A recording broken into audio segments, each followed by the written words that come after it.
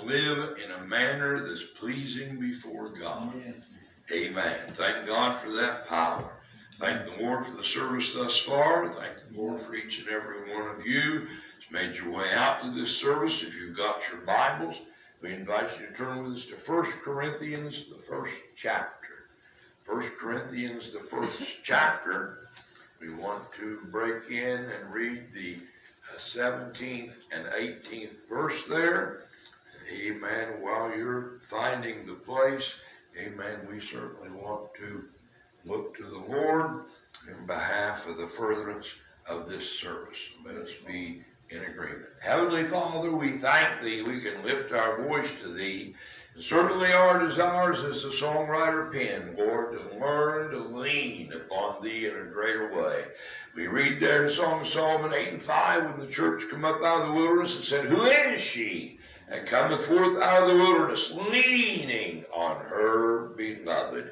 Help us, my God, to lean in a greater way, to not lean to our own understanding, but lean upon Thee in all our ways, acknowledge Thee, that You direct our paths. Help us as we look into the counsel of Your word. Give us that which is needful for this hour. In Jesus' name, amen.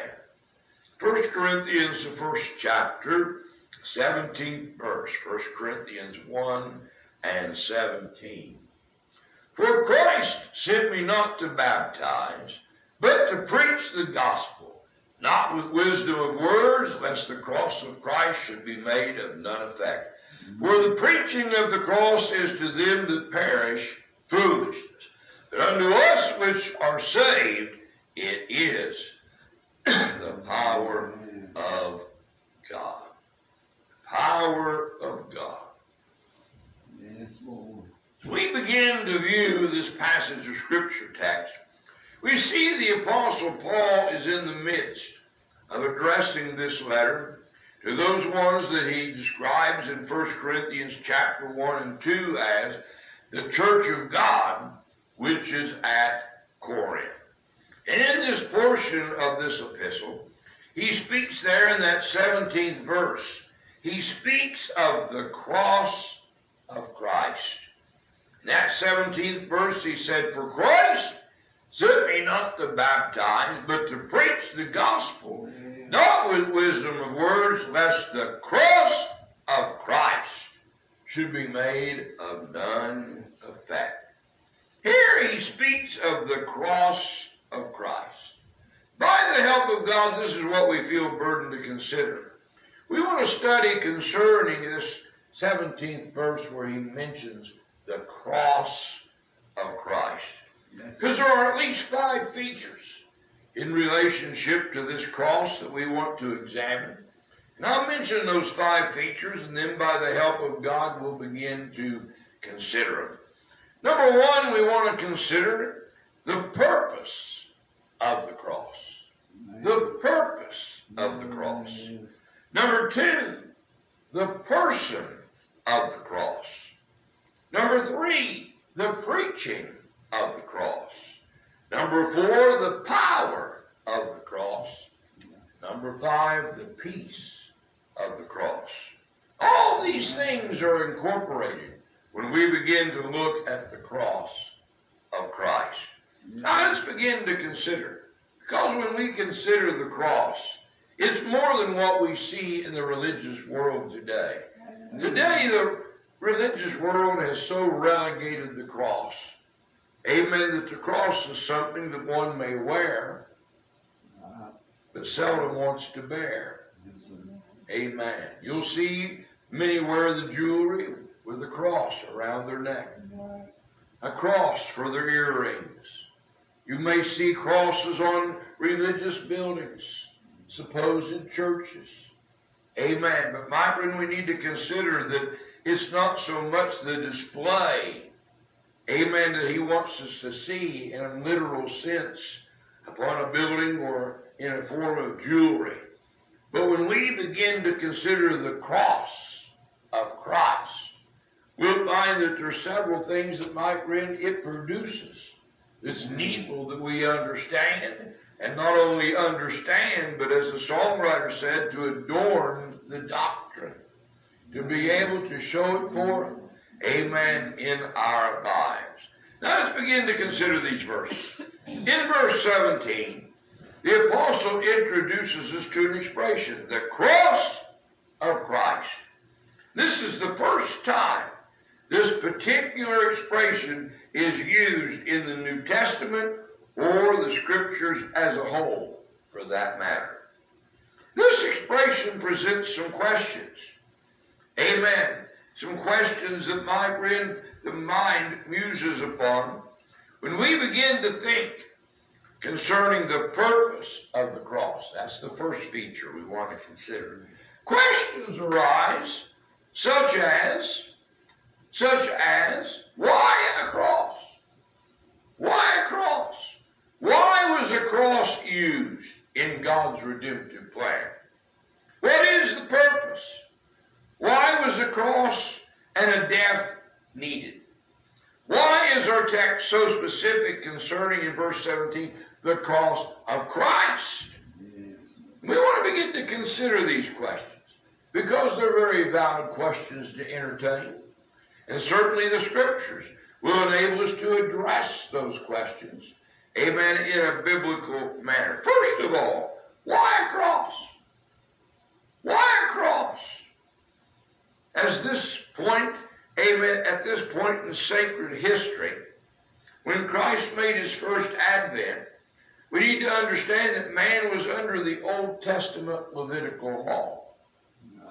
When he graced the shores of time, it was still the legal era. The era under the Mosaic law, or the law that was given unto Moses on Mount Sinai. So we need to understand that. So if we understand when his incarnation was, during what period of history, it will give us some insight as to why, amen, was it a cross? Why was it a cross? Amen. Well, again, we need to understand, dear heart, if you go back to Galatians, the 4th chapter, it reveals to us, Galatians 4:4, it says, but when the fullness of time was come, God sent forth his Son, made of a woman, made under the law. Made under the law. Where the emphatic Greek diglott says, born under law. The Amplified Bible renders it as born subject to the regulations of the law. Amen. Amen. So first, why a cross? I repeat, at this juncture in history, amen, when Christ made his first advent, man was under the Old Testament Levitical law. Now, what was one of the stipulations of the law? Well, go back to Deuteronomy, the 21st chapter. Deuteronomy, the 21st chapter. And there look, amen, Deuteronomy 21 and verses 22 and 23. Deuteronomy 21:22. And if a man have committed a sin worthy of death, and he be put to death, and thou hang him on a tree, his body shall not remain all night upon the tree, but thou shalt in any wise bury him that day. For he that is hanged is accursed of God, that thy land be not defiled, which the Lord thy God giveth thee for an inheritance. So here it makes it very, very clear. Makes it very clear. Yeah. Amen. That he that hangs upon a tree, amen, lets you know, is accursed of God. Verse 23. So it lets us know that he was hung on a tree to be accursed. Yeah. Amen. There's a reason. We'll study that as we proceed.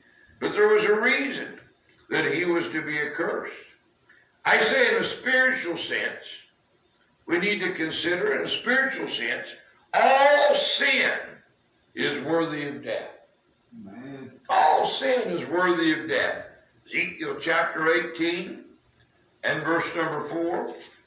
Ezekiel 18 and verse number 4 tells us very expressly, the Lord speaking through the prophet, behold, all souls are mine. As the soul of the Father, so also is the soul of the Son is mine. The soul that sinneth, it shall die. In a very familiar verse over in Romans, the 6th chapter. I know, no doubt, we are well aware of these truths, but as the Apostle Peter said in 2 Peter, we want to stir up your pure minds by way of remembrance. In Romans, the 6th chapter, verse 23, for the wages of sin is death. So in reality, we were the ones that should have died. We are the ones who should have died. And indeed, spiritually, we were dead. In Ephesians, the 2nd chapter, tells us there in verse number 1, Ephesians chapter 2, verse 1, and you hath he quickened, or that word means made alive, who were dead in trespasses and sins. That was our position.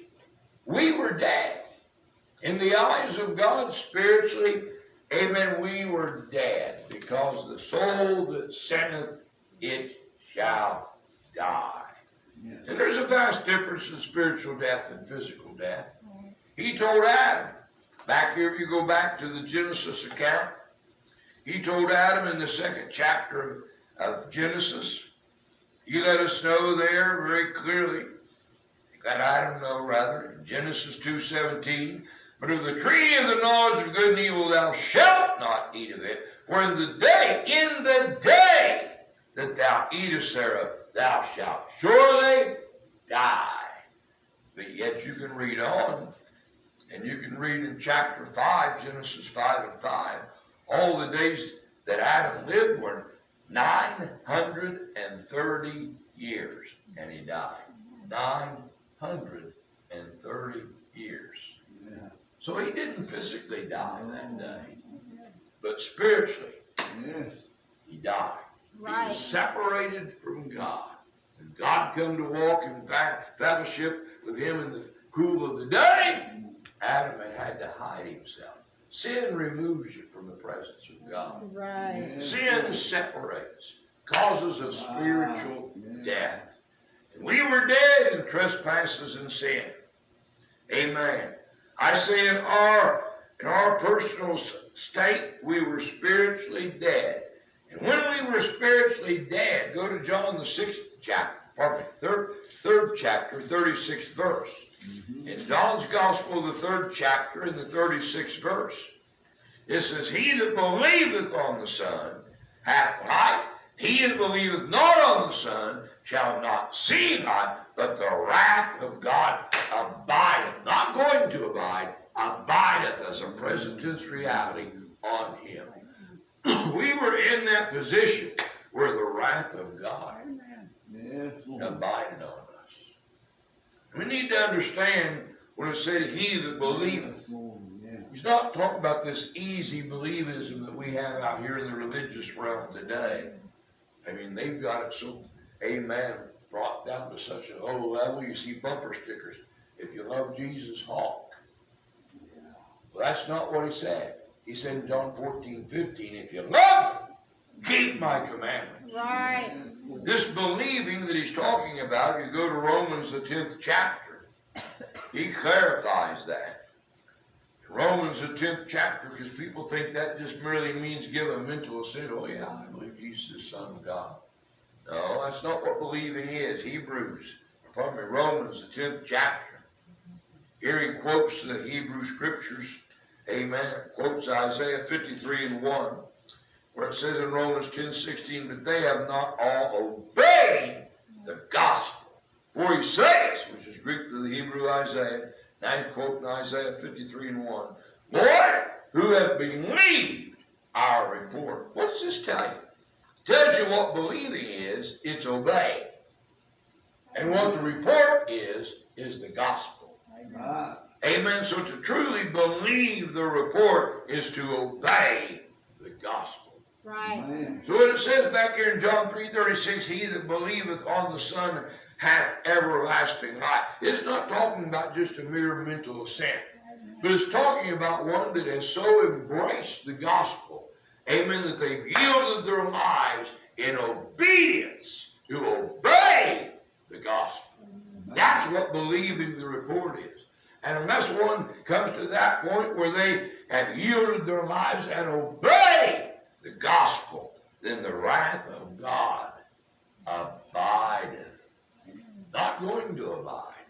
It's already abiding. That's exactly where every one of us were. Right. We were under the wrath of God.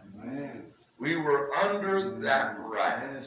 I think it does us well sometimes, amen, to look at the pit from which we were digged. To remember where we were. Amen, what God's done for us. Amen. I say we should have died. As the songwriter said, I should have been crucified. Amen. We were the ones that were worthy of death. Amen. We were dead in trespasses and sin. The wrath of God abided on us. Amen. And there was in our horizon, we were traveling, there was an eternal, everlasting punishment and damnation. Right. Go with me to Matthew the 25th chapter. That was the fate that was awaiting us based on the life that we were living at that time. In Matthew the 25th chapter, there he says in verse number 46, and these shall go away into everlasting punishment. That's what we were under. We were under that sentence, amen, of facing everlasting punishment. Right. You go to Mark's Gospel, look in Mark's Gospel, the 3rd chapter. Mark's Gospel, the 3rd chapter, and the 29th verse. There it says, but he that shall blaspheme against the Holy Ghost hath never forgiveness, but is in danger of eternal damnation. That's what the damnation was, or the punishment we were facing was eternal or everlasting. I think too many times we forget the course we were on, the trajectory of our lives. Right. Had we continued on that path, what the ultimate sad outcome would have been. And we also need to keep that in mind for those about us that are lost, undone. They're on the road to this eternal damnation, this everlasting punishment, just as fast as the wheels of time will take it. And we can truly get a vision of that, amen, emblazoned upon our heart. We have a greater burden, amen, for the lost, a greater burden to rescue the perishing, care for the dying, snatch them in pity from sin and the grave, because they're firebrands, and they need to be plucked from the fire. Yes. Amen. But that was, my friend, going to be our destiny. That's the road we were traveling. Right. And the fate we were facing. So the purpose of Christ's advent, Luke 19 and 10, he makes it expressly clear of what his purpose for his personal advent to these time shores was.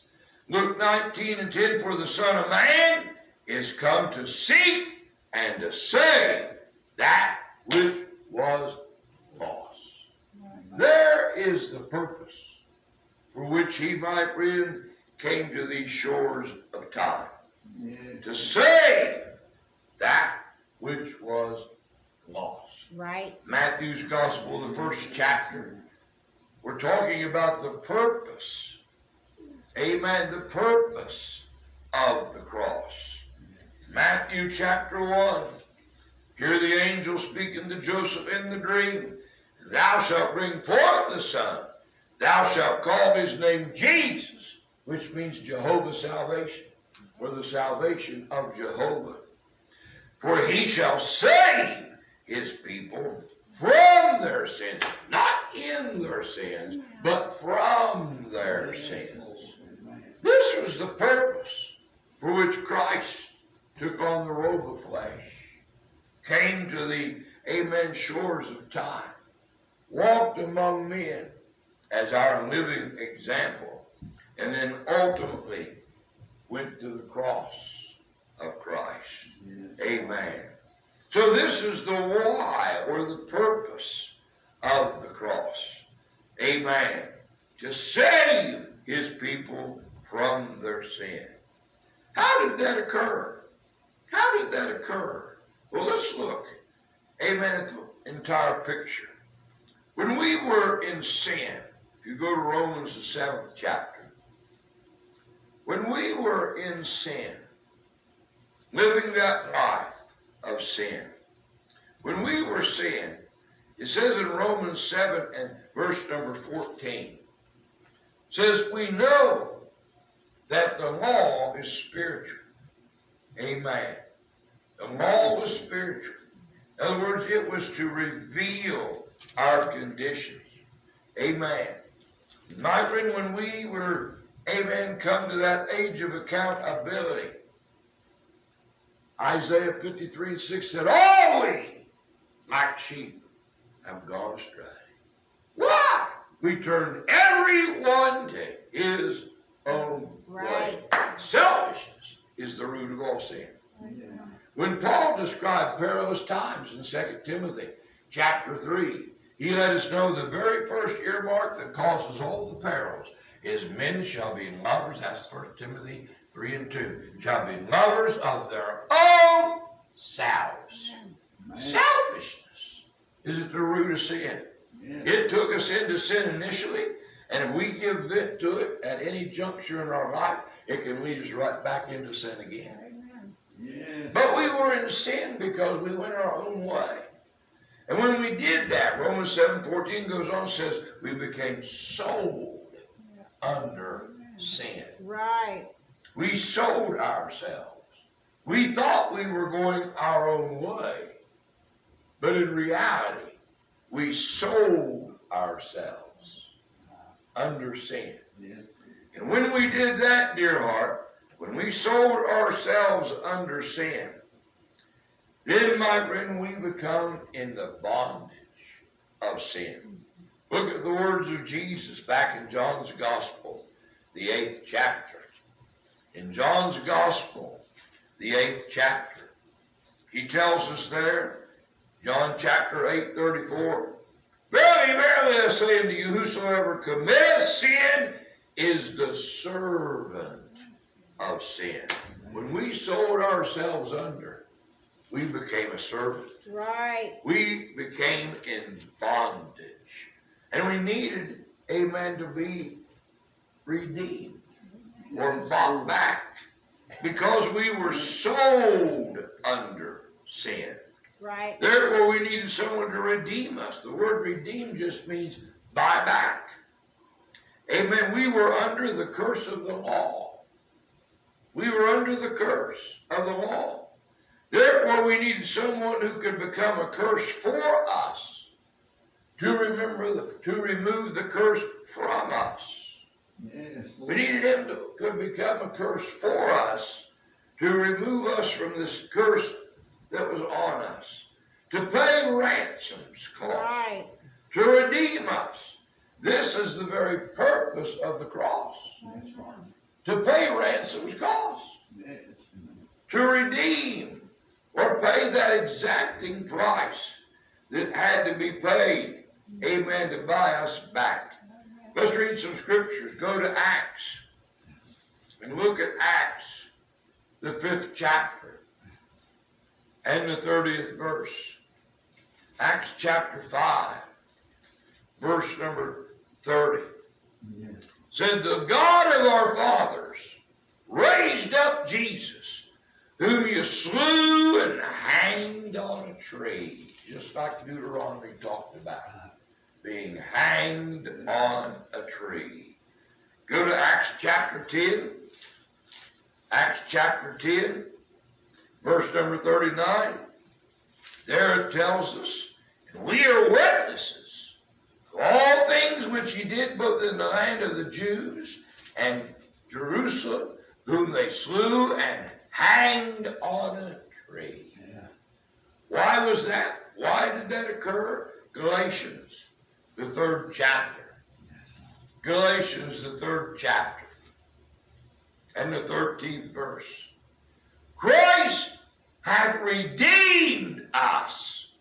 How? From the curse of the law, that's what we were under, being made a curse for us. For it's written, cursed is everyone that hangeth on a tree. See, we sold ourselves under sin. Right. And we were under the curse of the law. And we should have died a terrible death. Yes, Lord. But thank God Jesus stepped up. He paid our ransom. He paid redemption's price. Amen. He hanged on that tree. And he became a curse for us. He redeemed us. The Greek word for redeemed, amen, means to buy out, especially of purchasing a slave with a view to his freedom. And that's where we were. We were slaves. Right. We were in bondage. Yeah. We couldn't get loose. Amen. We were sold under. We had nothing to buy ourselves back with. Look at that prodigal that it talks about, which every one of us was at some juncture. Look what it tells you about that prodigal. In the 15th chapter of Luke. Look what it says. Luke 15, verse 13, and not many days after, the younger son gathered all together, took his journey into a far country, and there wasted his substance with riotous living. Wasted. Yes, Lord. Amen. He became in a position where it said that, amen, my friend, verse 14, he began to be in want. Because, my friend, he'd sold himself under. And he spent all. And so, my friend, that's where we, each and every one, were. Right. So a Redeemer had to step up. One that would buy us out, purchase us as a slave. Thank God give us that glorious liberty that we have in Jesus Christ. So this is why the cross. Look at 2 Corinthians chapter 5 and verse number 21. There it says, for he had made him, God hath made Christ. Back to the previous verses, those are the nouns. God hath made Christ to be sin for us, who knew no sin, that we might be made the righteousness of God in him.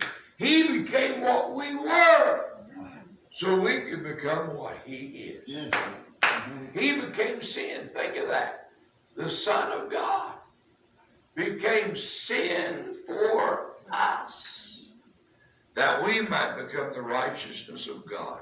So this is why a cross was used. Amen. Why a cross? Because it, my friend, was God in God's redemptive plan. This is the purpose of the cross. Sin required a penalty. Yes, Lord. Amen. A sacrifice. Jesus stepped up in our stead and paid the penalty. Amen. And served as a sacrifice. Go with me to Hebrews, the 9th chapter. Hebrews, the 9th chapter. Look what it tells us in verse 26. Speaking of Christ. For then must he often have suffered since the foundation of the world. But now once, in the end of the world, hath he appeared to put away sin. How? By the sacrifice of himself. He became our sacrifice. Right. That's why he's referred to as a lamb. Because he became our sacrifice. Look at Hebrews 10 and 12. But this man, after he'd offered one sacrifice for sin. You back up to chapter 10, verse 10. It said, by the which will were sanctified, or that word means set apart, through the offering of the body of Jesus Christ. Yes. Once for all. He became our offering. He became our sacrifice.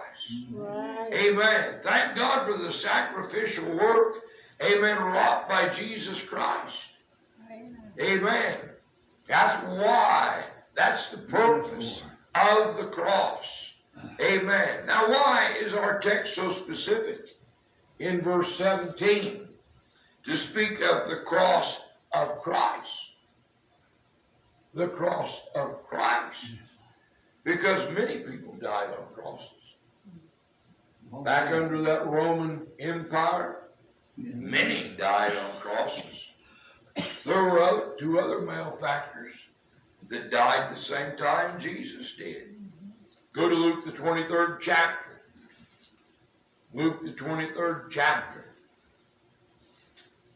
Look what he tells us there. Luke 23, verse number 32. Said, and when they were come to the place which is called Calvary, there they crucified him and the malefactors on the right hand and on the left hand. Amen. Yes. You can read on there, verse number 32. There were also two other malefactors led with him to be put to death. And when they were come to the place which is called Calvary, there they crucified him and the malefactors, one on the right hand and one on the left hand. So we see that there was Christ and two malefactors. Nice. So crucifixion, when you study, was a common form of execution for the Romans. Matter of fact, history tells us, amen, that Rome crucified over its rule some 100 to 150,000 people were crucified as the form of execution. So there were many crucified. And none of those people on any of those crosses served any benefit to you or I or to mankind. But the cross of Christ was unique. The cross of Christ was unique. Someone may say, why is the cross of Christ unique? First of all, because of who was offered on it. That leads us to the second point, the person of the cross. It wasn't the cross in itself that made all the difference for mankind. There was 150,000 that were, amen, executed on crosses. But my friend, when we look at this cross, many died on the cross, but none of them died as the sacrifice for sins. Because only one was qualified. Only one was qualified. Right. Go to 1 Peter, the first chapter. Only one was qualified, amen, to do an efficacious work. A work that, my friend, could purchase our redemption.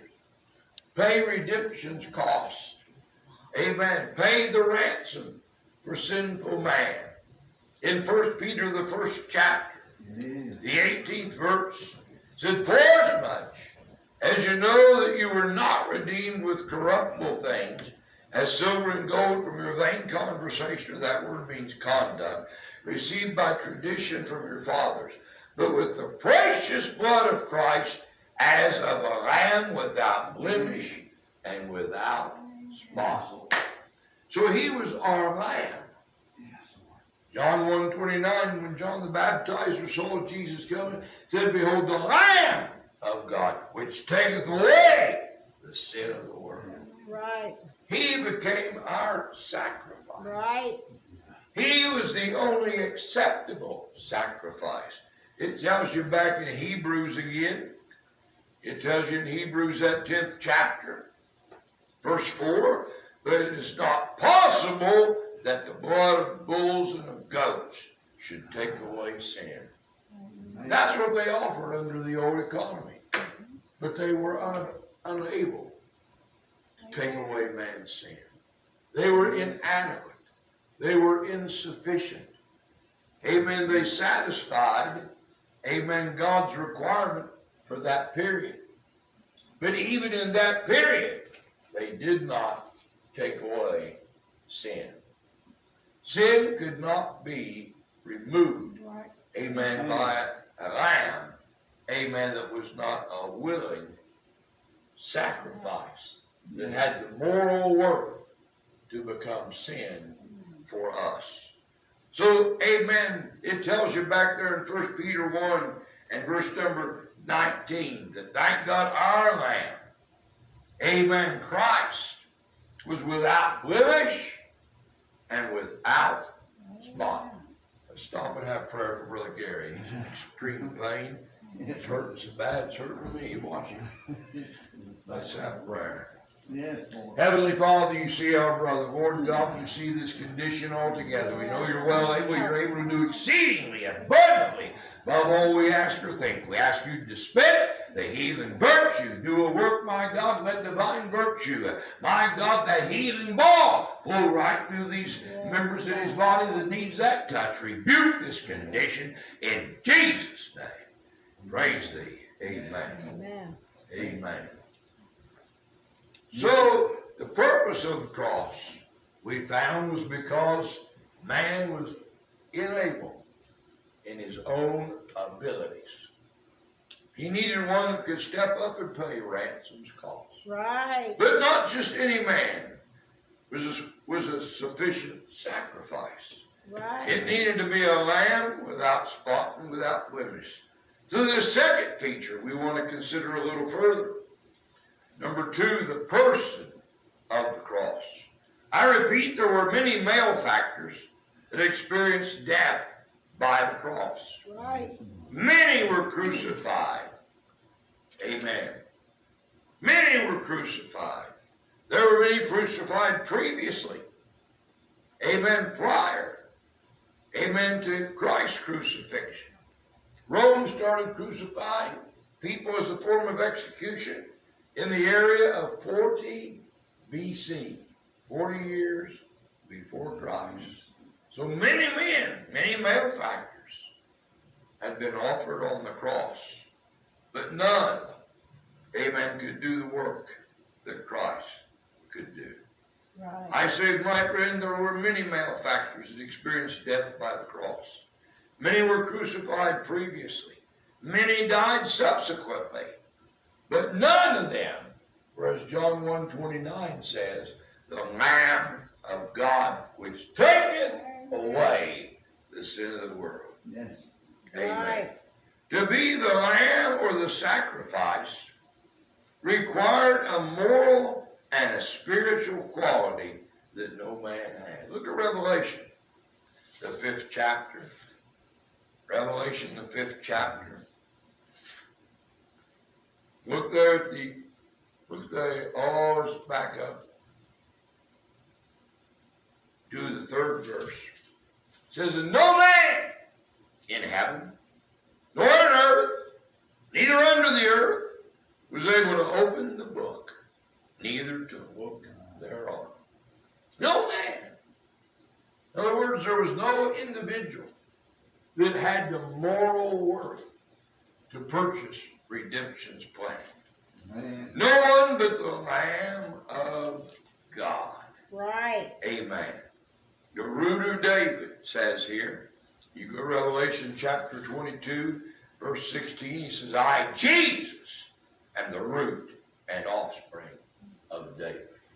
So only Christ was that sufficient sacrifice. It required a moral quality, amen, that only Christ had. No other creature, no other person had that worth. Go to Hebrews, the 7th chapter. Hebrews, the 7th chapter. And verse number 22, let's start. Hebrews 7 and 22. By so much was Jesus made a surety of a better testament. Truly there were many priests, because they were not suffered to continue by reason of death. But this man, who, verse 22, Jesus, because he continueth ever. You go back to Revelation, the 1st chapter, hold your place in Hebrews, and look what he said in the 1st chapter of Revelation. Revelation 1:18. I am he that liveth and was dead, and behold, I'm alive forevermore.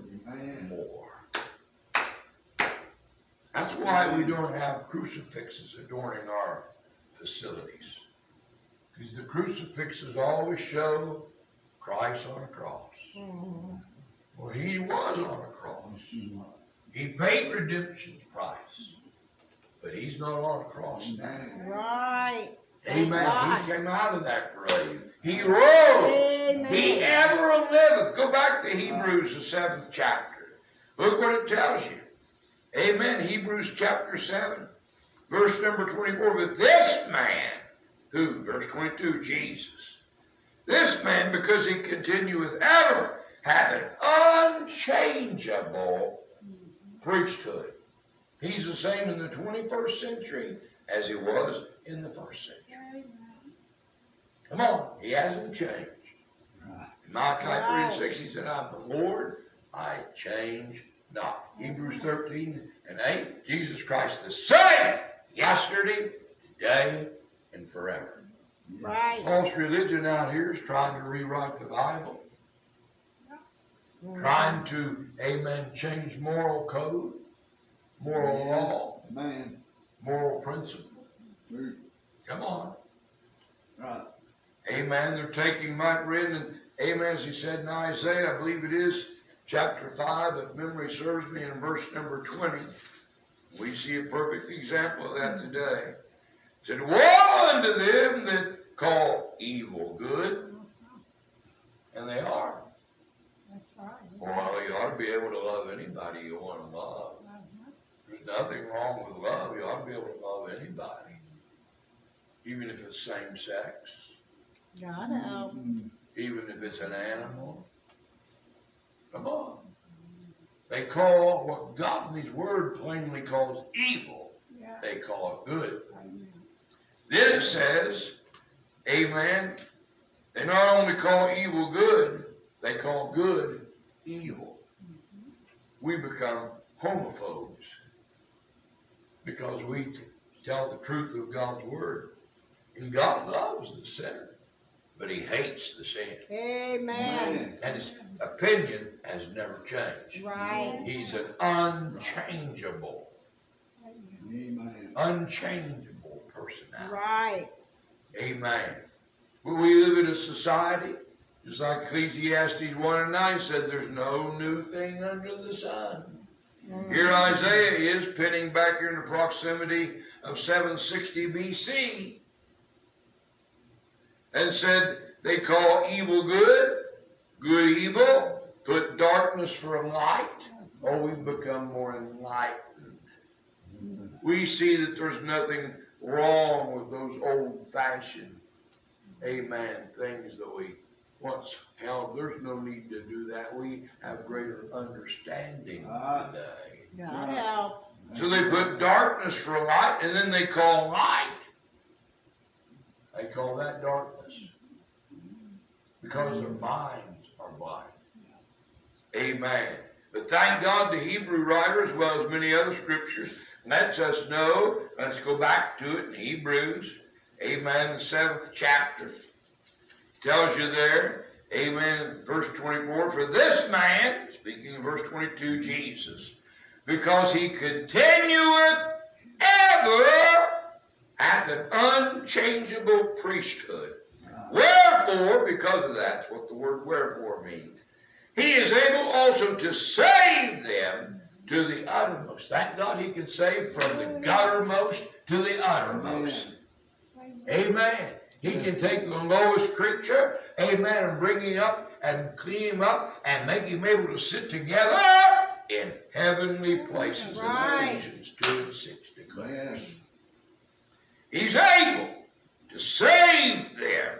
Don't matter if they're a derelict. Right. Don't matter if they're a degenerate. That's right. It don't matter if they're a drunk.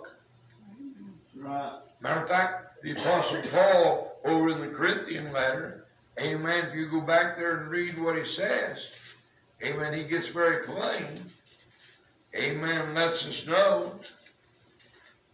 Lets us know, my friend, that when we begin to look back at 1 Corinthians, the 6th chapter, verse number 9, he says, know ye not that the unrighteous shall not inherit the kingdom of God? Right. Come on, they're not going to inherit the kingdom of God. Be not deceived. Deceptive powers are working forcibly in our day. Be not deceived.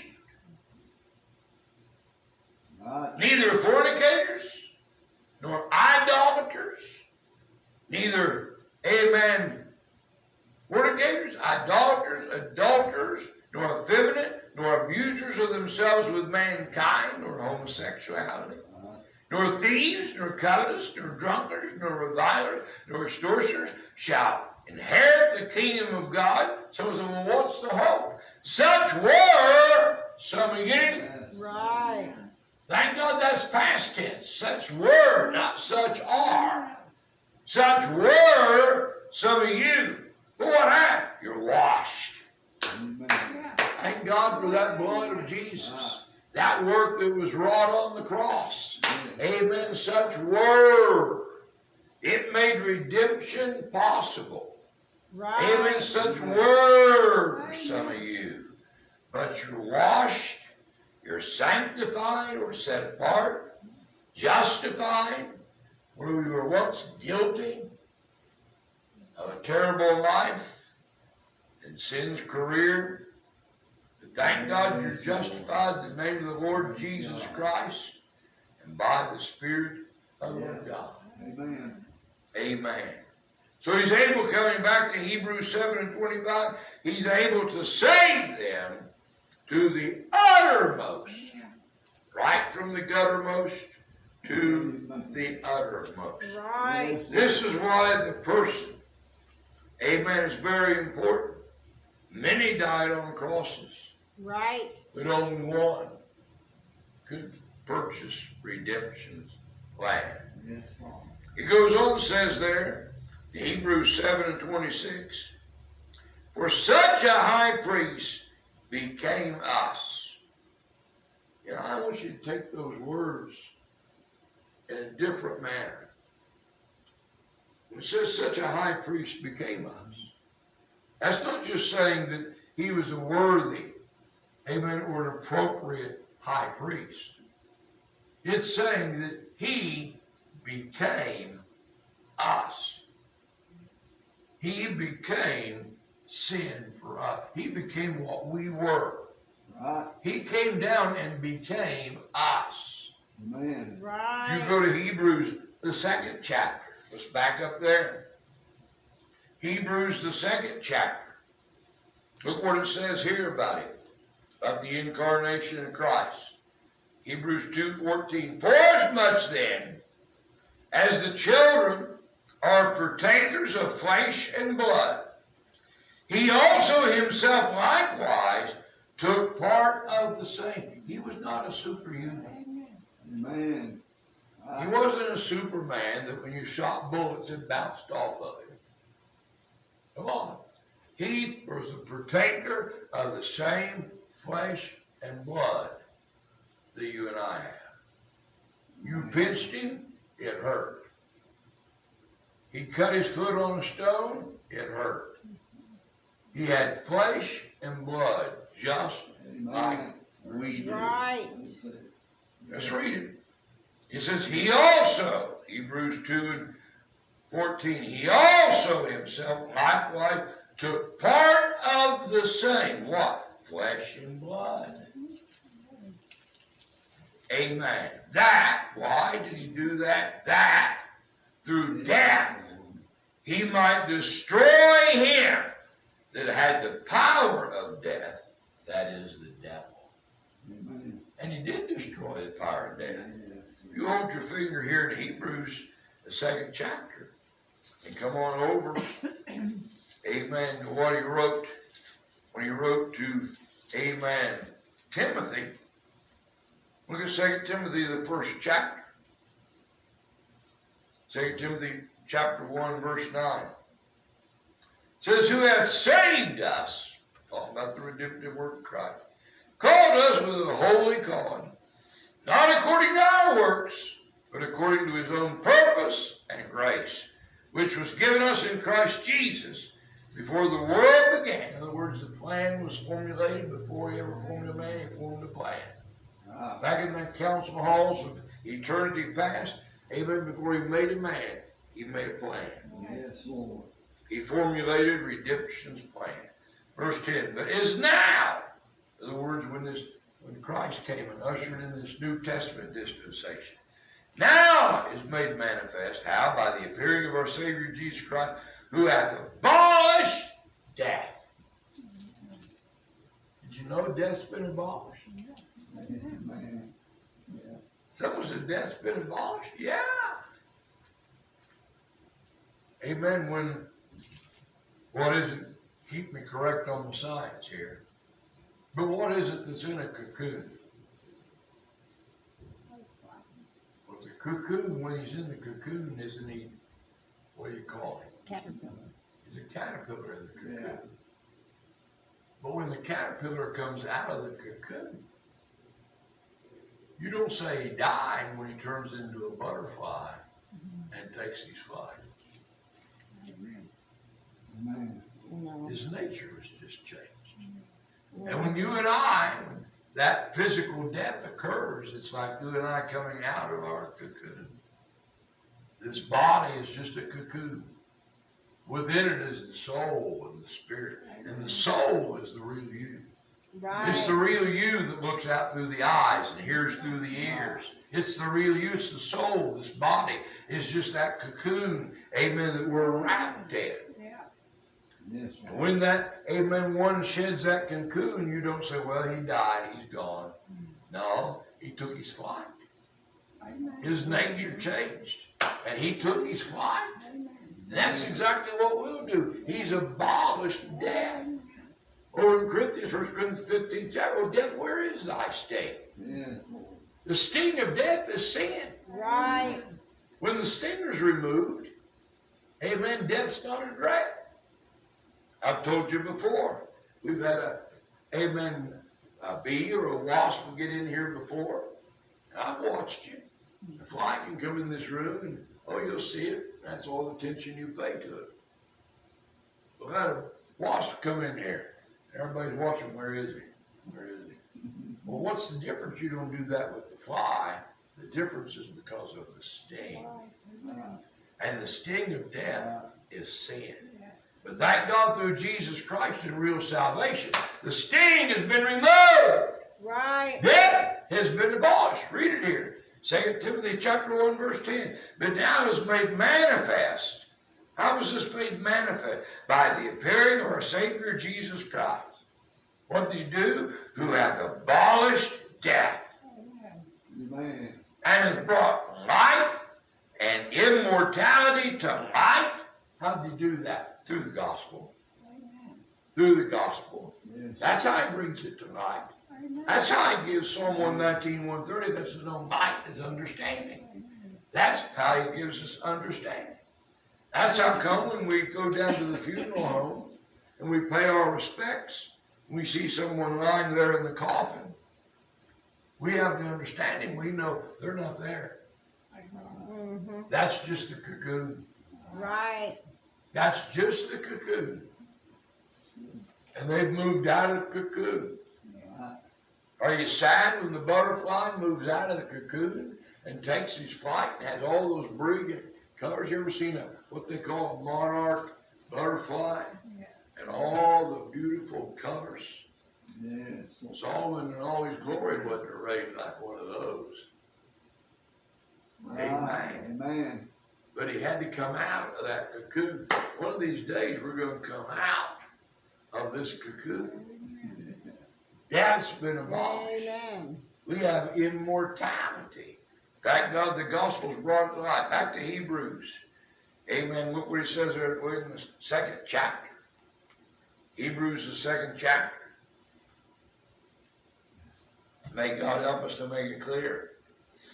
Said there in verse number 14, Hebrews 2:14, For as much then as the children are partakers of flesh and blood, he also himself likewise took part of the same. Why? Well, I read to you over in Hebrews, that 7th chapter, where it's talking about him as our high priest. It said there in Hebrews 7:26, for such a high priest became us. Man. He became us. He was born of a woman. He was born of flesh and blood. Let's read on this 2nd chapter. Verse 16, for verily he took not on him the nature of angels. He wasn't an angelic being. But he took on him the seed of Abraham. Man. Wherefore, or because of this, in all things behooved to be made like unto his brethren. That's how we know there's no such thing as inbred sin, Yes. Adamic sin. Right. It's inherited, passed from generation to generation. Because if he was, amen, made like unto his brethren in all things, he'd have had to have that same inbred sin. Amen. Or it's not like his brethren in all things. Right. Now, I know people want to say, well, that was because he was born of a woman, not of a man. So we're trying to say then that if you believe or subscribe to the teaching of inbred sin, are you trying to say that women don't have it, but men do? Uh-huh. I think that's a pretty faulty stance, Yeah. or a very faulty premise, especially since it was Eve that initiated the transgression. Right. Amen. So my brethren, there could not be inbred sin. But it says in verse 17, wherefore in all things it behooved to be made like unto his brethren. Why? That he might be a merciful and faithful high priest. Amen. For things pertaining to God, to make reconciliation for the sins of the people, for in that he himself hath suffered, being tempted. Now, how are we tempted? How are we tempted? Go to James, the 1st chapter. James, the 1st chapter, verse 14. But every man, that includes Jesus, is tempted when he's drawn away of his own lust. Or the Greek says, inordinate desire. In other words, he takes those human desires that we have and attempts to get us to fulfill them in an inordinate or unlawful manner. Amen. What is the desire? What does he work through? Go with me to 1 John, the 2nd chapter, the 15th verse. It says, love not the world, neither the things that are in the world. Too many people, amen, fall prey to that. If any man love the world, the love of the Father is not in him. For all that is in the world, the lust of the flesh, the lust of the eyes, and the pride of life. And those are the avenues or the desires that the enemy works upon. Amen, to tempt. In Christ, if you go back to Hebrews, it'll tell you in the 4th chapter, in the 15th verse, we have not a high priest which cannot be touched with the feeling of our infirmity, but was in all points tempted, like as we are. And I know when people talk about all points, their mind embraces all manner of things. But I just read you what the all points are in 1 John 2:16. Lust of the flesh, lust of the eyes, pride of life. That's the all points. Man. That's the all points. I can take you back to Genesis, the 3rd chapter, show you where Eve was tempted in the same 3 points. Matthew, the 4th chapter, Christ was tempted, same 3 points. Man. That's all that's in the world. But thank God, amen, back here in Hebrews 2:18, in that he himself hath suffered, being tempted, he's able to succor. That Greek word is botheo, amen, and it's a verb. It means come to the rescue. Isn't that wonderful? Not only did he purchase redemption's plan and set us free from sin, loose us from sin's bondage, then thank God is our high priest. He's able to be, Hebrews 3:1 said he's the high priest of our profession. He's able to succor. Amen. Or come to the rescue. Come to the rescue. Amen. Amen. In time of need. Amen. Come back to that 7th chapter of Hebrews. Talking about the person of the cross. Hebrews chapter 7, verse 26 again. For such a high priest became us, who is holy, harmless, undefiled, separate from sinners, made higher than the heavens. That's why he had the moral worth to be the person on the cross that made the difference and able to purchase man's redemption. Amen. I say, my friend, he was contrasted to those in verse 27, those high priests that had to offer up daily sacrifices. And also, let's read that 27th verse. Who needed not daily, Hebrews 7:27, as those high priests, talking about the Old Testament Levitical high priests, to offer up sacrifice first for his own sins. They had to offer it up first for their own sins. Thank God he didn't have any. Amen. He didn't have to spend any time on himself. He could spend all his time on us. Right. Amen. Isn't that a wonderful thing? Amen. Right. Amen. Amen. Neither not daily as those high priests offer up sacrifice first for his own sins, then for the people. For this he did once when he offered up himself. Once. And I can take you, amen, over to the 9th chapter of Hebrews.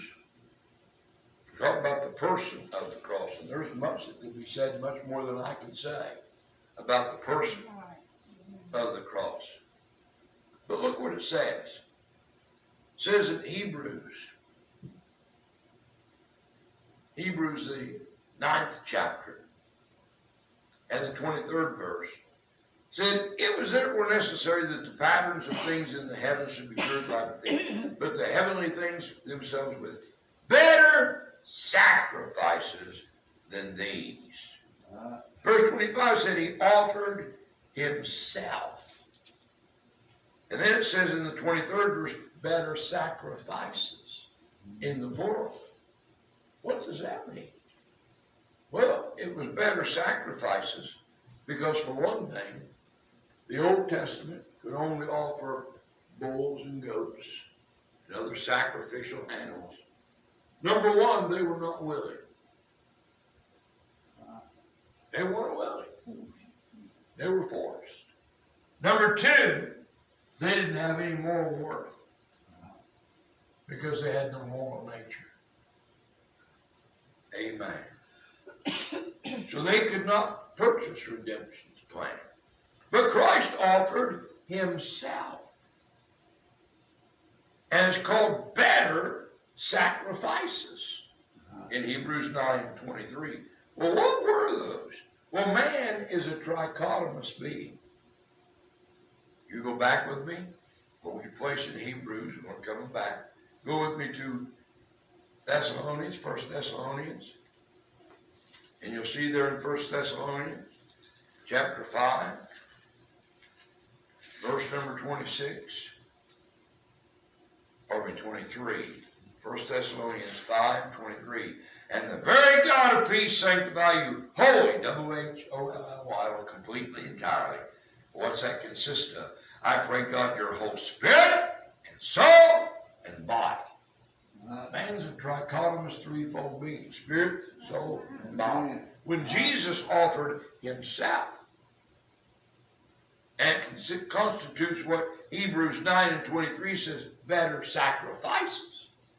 It's because he was a trichotomous being as well and offered all three. All the Old Testament could offer was just a literal body of bulls and goats and other sacrificial animals. But Christ offered, it said, himself. Hebrews 9, amen, verse 25, himself. And Hebrews 9:23 says there are better sacrifices. Well, let's look at them. Hebrews 10:10, by which will were sanctified through the offering of the body of Jesus Christ. So he offered his body. But that's not all he offered. Go to Isaiah 53 and 12. Yeah. Isaiah chapter 53, Yeah. talking about the person of the cross. Isaiah 53 and 12. Therefore I will divide him a portion with the great. He shall divide the spoil with the strong, because he hath poured out his soul Right. unto death. Yes. So part of that offering of himself was not just his body, but he offered his soul. He died the death of the damned. When he became sin for us, amen, God had to turn his back because God won't fellowship sin. Right. And he cried there, amen, Eli, Eli, lama sabachthani. My God, why hast thou forsaken me? It's because he became sin for us. Amen. It's Right. because he poured out his soul unto death. Right. And died in our stead and mankind's stead, the death of the damned. Yes, Lord. But what else? Luke the 23rd chapter and the 46th verse. Luke 23, verse number 46. When Jesus had cried with a loud voice, he said, Father, into thy hands I commend my spirit. Having said thus, he gave up the ghost. So when he sacrificed himself, he sacrificed spirit, soul, and body. Right.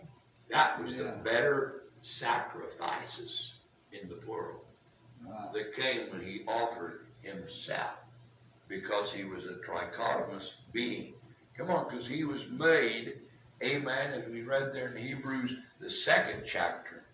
Amen, my friend. He was made just as we are. And Hebrews, the 7th chapter, it said there very clearly, amen, Hebrews chapter 7, amen, that he became, amen, us. Verse 26, Hebrews 7:26. Such a high priest became us. Amen. So, dear heart, when we talk about the cross in our text, 1 Corinthians 1:17, the cross of Christ, it's stipulating the pertinence and the importance of the person that occupied this particular cross. Right. Amen. The Lamb of God, Yes.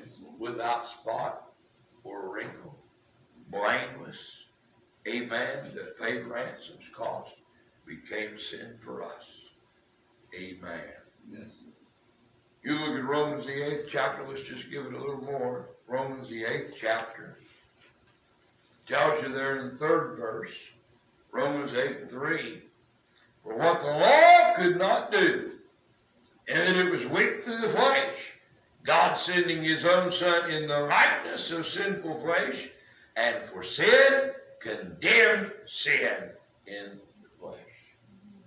Come on, he done what the law couldn't do. He condemned sin, amen, in the flesh. How? By becoming sin for us. Amen.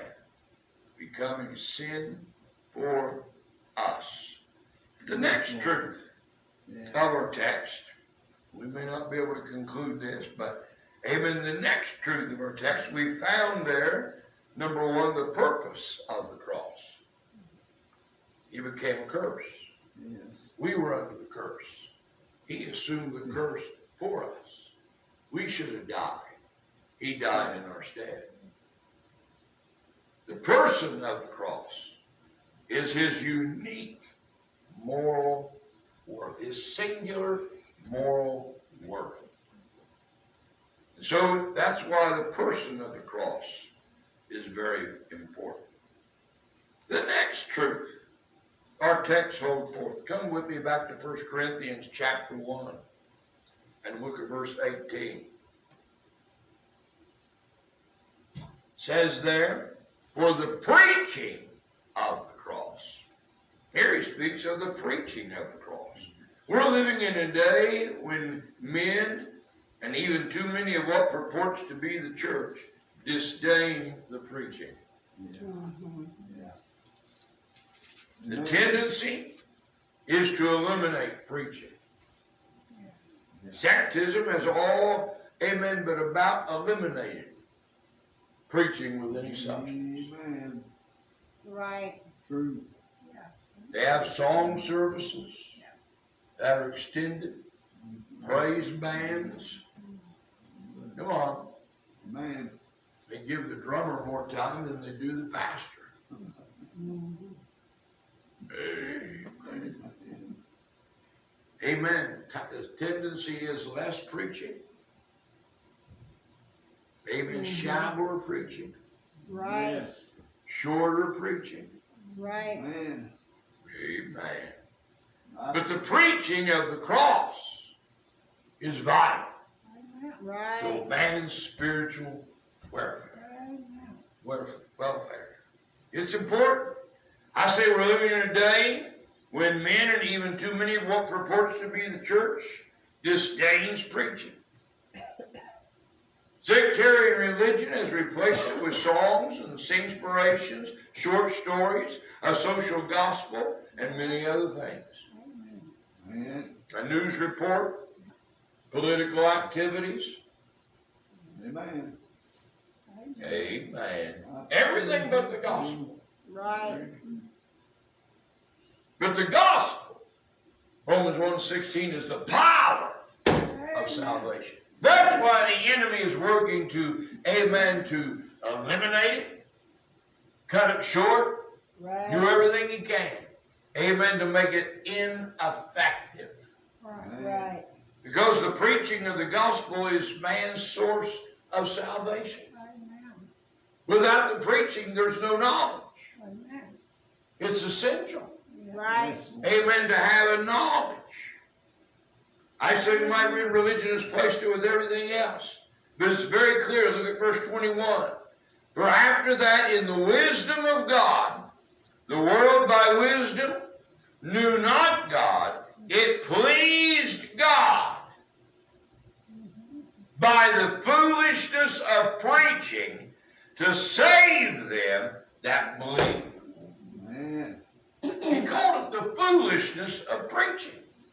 Now, he's not talking about, amen, foolish preaching. Right. Now, I've heard some of that over the years. He's not talking about foolish preaching. But he's talking about how that to, amen, unregenerate man, to the world, preaching looks like an activity that's an engagement in foolishness. Why take the time, get up, get cleaned up, get in your automobile, drive to a locality, amen, come into a building, and sit there and listen to a man scream at you for an hour or an hour and a half? To man, that's foolishness. Yeah. But to God, it pleases him. Amen. Amen. It pleases him. He ordained it for a purpose. Amen. He said in that 21st verse, it pleased God by the foolishness of preaching to save them that believe. I want you to see what he said there. He didn't say in this particular verse to save the unbeliever. Yes, Lord. He didn't say in this particular verse to save the lost. Right. Although we know it is Romans 1:16, the power of God unto salvation. The gospel is what he uses to enlighten men's understanding. Amen. To bring it to a point where they understand so the Spirit can bring conviction to them. Yeah. Certainly the gospel does that. Amen. But here it talks about to save them that believe. But Right. after you believe, you still need the gospel. That's Right. There's very little bit of this book written to unsaved man. It takes very little gospel to get saved, but it takes a whole heap of gospel to stay saved. And that's where the preaching comes in. Right. Amen. That's where the preaching comes in. To help us, to give us understanding and, my friend, knowledge necessary to know, amen, how to maintain that experience once we obtain that experience. Yes, Lord. There was once a time when I was a young boy, I was raised in sectarian religion, they could preach a pretty good salvation message. And I mean, they could make it fiery and they were anointed. But today, Most of Babylon don't even have a good salvation message. True. But then they did have a good salvation message. But once I obtained salvation, there wasn't anything in the preaching to help me maintain Right. salvation. Yes, The Lord. preaching of the gospel is designed not only to enable one to obtain an experience, but it's designed to help one maintain an experience. Amen. Amen, because knowledge is essential. Yes, Lord. Knowledge is essential. Look at Hosea, the 4th chapter. Hosea, the 4th chapter. We'll not get done with this, but let's look at Hosea chapter 4, verse number 6. My people are destroyed for a lack of knowledge. Knowledge is very important to us. Yes. If we don't have knowledge or understanding, amen, we can fall prey to Satan's devices. Yes. He tells us there in 2 Corinthians, amen, the 2nd chapter and the 11th verse, that Satan should get an advantage of us, for we're not ignorant of his devices. If we're ignorant of his devices, in other words, if we don't know, amen, how the enemy's going to work, then we can fall prey. We can step into the snare. So the preaching, go back to Jeremiah, the 3rd chapter. Jeremiah, the 3rd chapter, the 15th verse. And I will give you pastors. The word pastor, if you study it, means shepherd. A pastor is to be a shepherd. Amen. And a shepherd is equipped with a rod and a staff. You can see that in the 23rd Psalm. Thy rod and thy staff. The rod is his word. You can see that in Micah prophecy. He talks about the rod. Yeah. He said, hear ye the rod. What's he talking about? The word. Amen. And the staff is that which guides and brings one that's a little out of way. Amen. Back into position. That's the Spirit of God. Amen. That's the Spirit of God. But he said there, I will give you pastors or shepherds, according to mine own heart, which shall feed you with knowledge and understanding. Why? So that you not perish. So that you not perish. And so the preaching is essential Right. to accomplish that. Yes. The preaching is absolutely essential.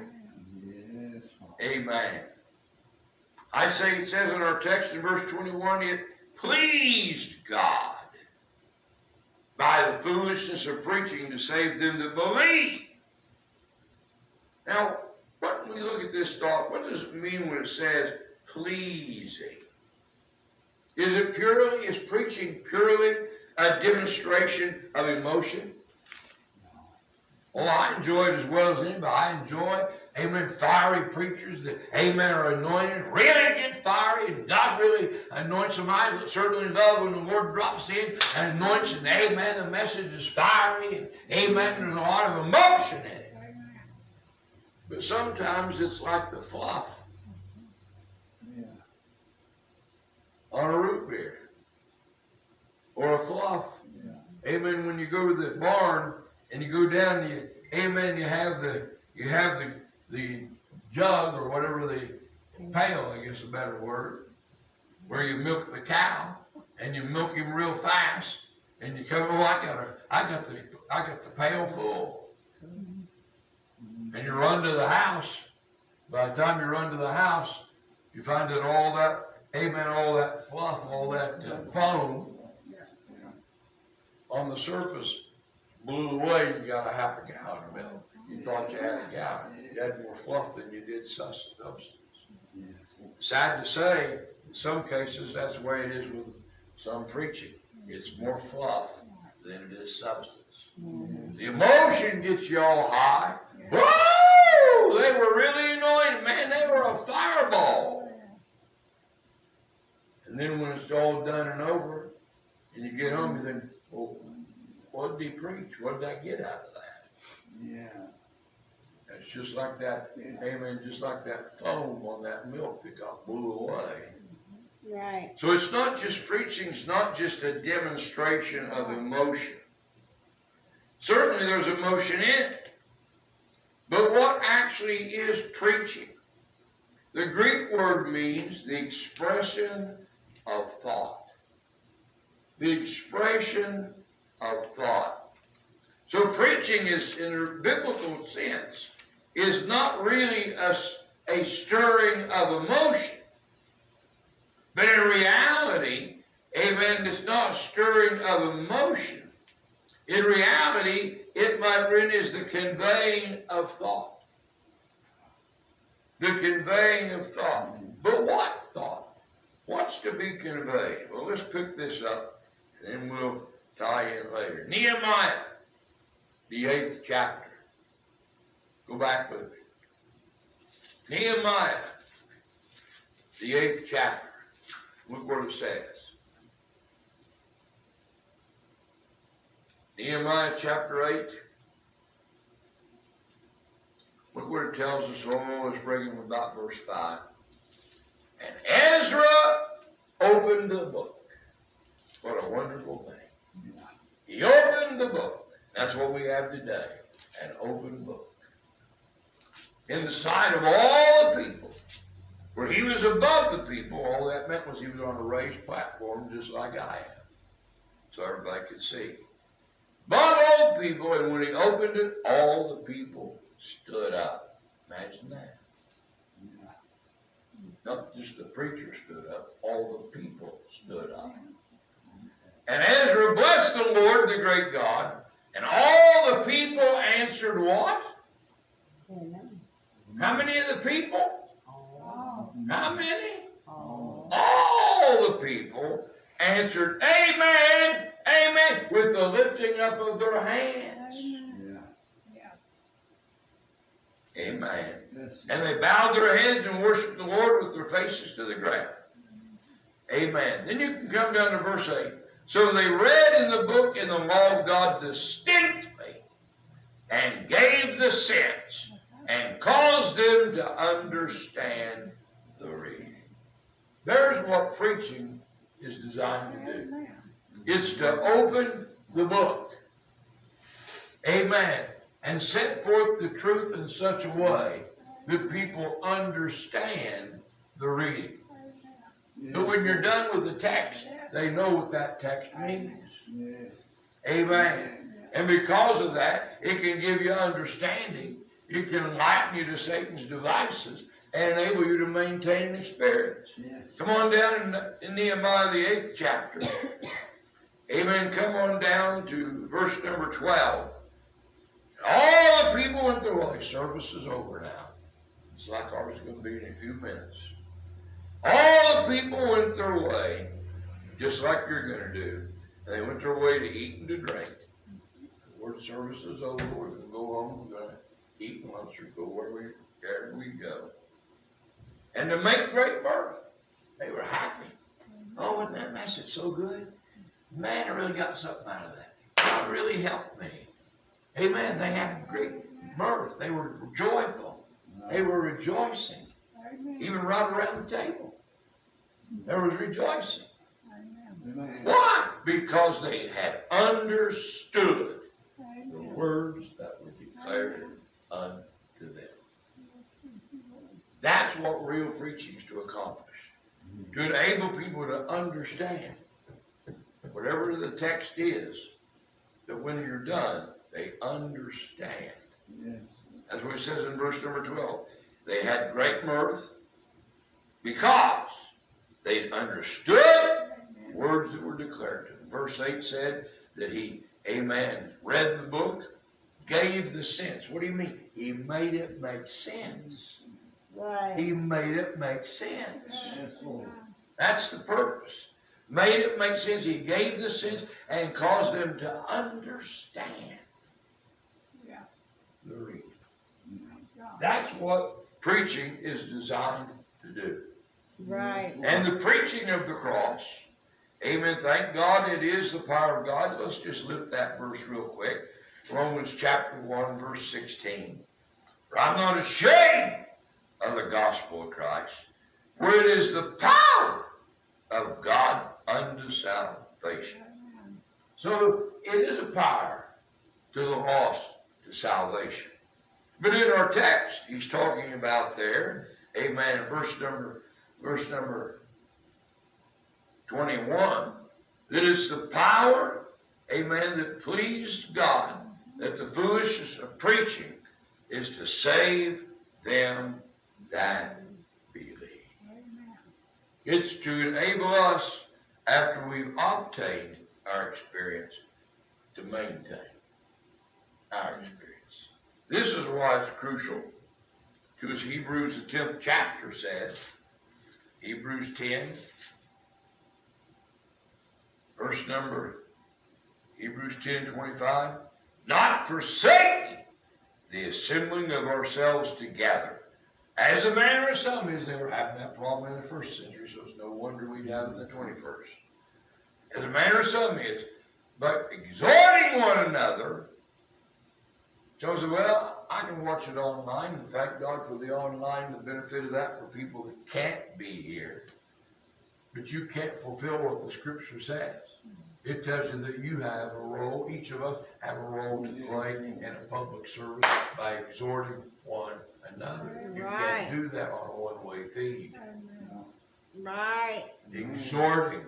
In other words, you're a member, we're members, tells you in Romans the 12th chapter, we're members one of another. Each one has a role. Amen. Each one has a part to fill. Amen. When you're not here, when an individual is not here, you can't fill your role. You can't supply your part. Right. You can't, amen, exhort, as it said, you exhort one another. You can't do that with one another if you're not there with the others. And so much the more. In other words, as we approach the time of Jesus' advent, we should be having more services, not less services. Right. A lot of places out here, you see where they've reduced it down to one day a week. Sunday morning. Amen. They got a beautiful facility, a beautiful building, nice parking lots, all the, amen, equipment they need, and they use it for one short service a week. Right. I say that's a travesty and a tragedy. Of course, since it's babbling and not preaching truth, they ought to be shut down and not have any services. Right. But we need to realize we need so much the more Right. as we see the day approaching. Amen. I say, dear heart, that the preaching of the cross is vital. So we've considered 3 special features where it tells us 1 Corinthians 1:17, the cross of Christ. We've studied the purpose of the cross. We've studied the person of the cross. And we've begun to study the preaching of the cross. And all of these are very essential for the salvation of mankind, not only so they can obtain it, but so they can maintain that experience. He wants us to, amen, realize that he can keep us. Let me give you one more verse. Philippians, the first chapter comes to my mind. Philippians, the first chapter, the 6th verse. Being confident of this very thing, that he which hath begun a good work in you will perform it. The margin gives, the Greek says, finish it unto the day of Jesus Christ. He's the Alpha, the Omega, the beginning, the ending, the author, the finisher. What he begun, thank God, he can carry through to successful completion. But we have to realize the avenues through which he works. And one of those avenues is the preaching of the cross. Amen. Preaching of the cross. It's vital, dear heart. And we need to give the more earnest heed. Amen. so we can gain that benefit and enable us, amen, to be maintenance and be able to carry our experience through to the day of Jesus Christ. I trust we have a greater insight. We're certainly not studied this completely. We're going further in our next study, but I hope we can see that, amen, the purpose of the cross, person of the cross, and the preaching of the cross. Father, we